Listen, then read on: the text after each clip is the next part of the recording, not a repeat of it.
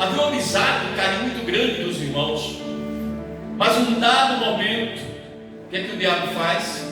Eles se amavam muito, mas um dado momento, o diabo botou na mente do jovem, e ele acabou seduzindo, não, forçando a barra, se relacionou com sua irmã. O que é que acontece? O que é pior, mesmo depois de ter se relacionado com a sua irmã, faltou humildade. A humildade que o pai tinha, a simplicidade que o pai tinha, para que ele se arrependesse, pedisse perdão à irmã e pedisse perdão ao irmão Absalão. O que é que acontece? O irmão ficou possesso, por sua vez, Absalão ficou possesso. E a primeira coisa que ele fez foi, ao cometer aquele pecado, Davi tirou o filho do meio da família real e mandou ele para o campo para pagar pelo seu delito e pecado. E lá no campo houve uma comemoração, e nessa comemoração Absalão simplesmente foge à morte do seu irmão. Ele simplesmente acaba matando o seu irmão. Então perceba que o preço que Davi pagou foi altíssimo, mas ele não abriu mão de Deus por nada, como se fosse pouco. O próprio Absalão pressionou o pai Davi, assumindo o lugar do pai, assediado por um mordomo, melhor dizendo, por aquele que ensinava, que treinava os filhos do rei, para futuramente assumir o lugar do seu pai. Um camarada envenenou o Absalão, e Absalão fez uma divisão entre o povo de Israel. E Davi teve que pegar parte do exército e sair de Israel, para que não houvesse derramamento de sangue entre irmãos, ou seja, mais derramamento de sangue entre o povo de Israel, guerreando entre si.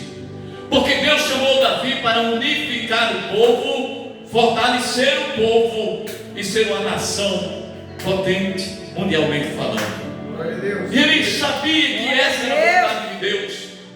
E agora, já ficando velho, mas ele não ia permitir que isso acontecesse. Foi o que o próprio rei fez, sair do palácio.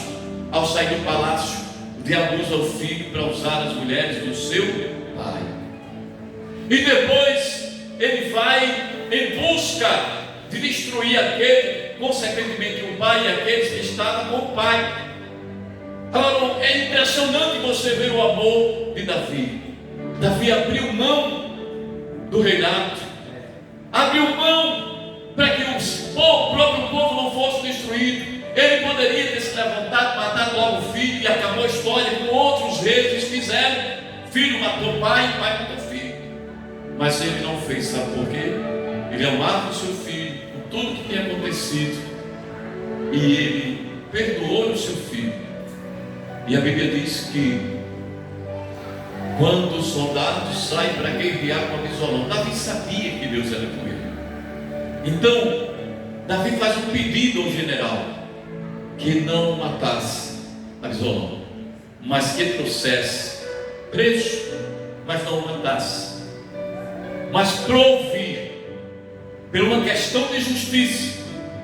E o general sabia que Davi o perdoaria, e ele poderia tentar novas vezes, outras vezes, tomar o reinado do pai.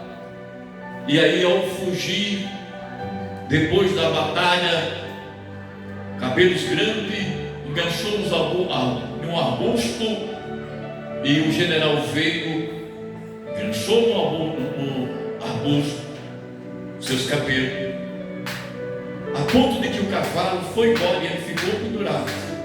E o general veio e o matou. Perceba, matando ele, ao voltar o mensageiro para trazer a notícia ao rei, a Bíblia fala que o Davi, ele sabia, ele tinha certeza, Manda primeiro o general mensageiro, argumentando que em um momento da batalha, Absalão foi morto por um dos soldados, isentando-se o general. Depois, para consolar Davi, ele manda um outro mensageiro, e por fim ele chega. O Davi ficou enlouquecido com a notícia.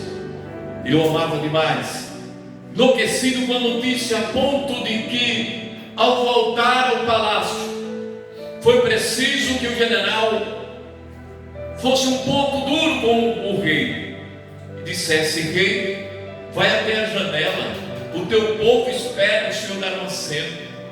O teu povo não merece esse choro, esse desespero do Senhor. Mas vai lá, fala com o teu povo, para que o povo não se revolte contra ti. E aí ele foi até a janela. Perceba, tamanho coração daquele homem. Então, por essas e outras, é que nós entendemos o porquê Deus o colocou, aleluia, sim, essa marca em Davi, homem segundo o meu coração. Então, quando nós chegamos aqui, é impressionante como o tempo voa. Quando nós chegamos aqui, no verso 3 ele está dizendo: porque eu conheci as minhas transgressões e o meu pecado está sobre, ou sempre diante de mim. Irmãos, perceba como é diferente. O maior problema do servo de Deus hoje é que ele peca e ignora o pecado. Ele sai pecando e ignora o pecado. Então perceba o seguinte: chateia com alguém, peca, mas ignora. Se irou com alguém, pecou, mas ignora. Sempre procurando se justificar a sua santidade, o seu direito, e esquecendo de conversar com Deus e pedir perdão a Deus.